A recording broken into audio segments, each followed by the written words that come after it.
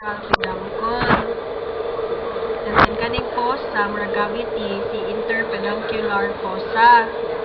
And then kaning murag nagmurot kay si mammillary bodies. And then kani siya sa tunga si sulcus bacillaris. And then yung kilid, kinanap kani sila sa kilid, si eminentia pyramidalis. And then sa taas, kaning line, si superior pontine sulcus. Si superior pontine sulcus.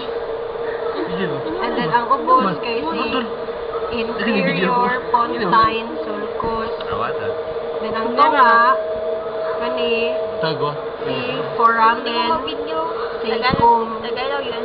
Foramen cecum. Ang line sa tunga kay si anterior median fissure. Uy, wala mo ibat, uy. Anterior median fissure. Ay, Aster. And then, Ako din. and then si kaning diri sa ubos, word naman na siya line dapat, no? Asa din line ron? Huwag tang.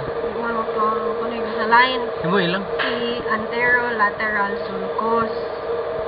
And then kani si pyramid. Kilid niya kaning another nga nagmurot kay si olive. So before sa olive kay si pre-olivary sulcus. Post-olivary sulcus. Hey, wala ka sabot. Sabot ko eh. Sabot yun. Sige daw, kung saan daw ni. Kung saan ni, ubos. Ubos na line. Anterolateral sulcus. Kani. Olive. Olive. Kayo olive ba rin? Pyramid. Very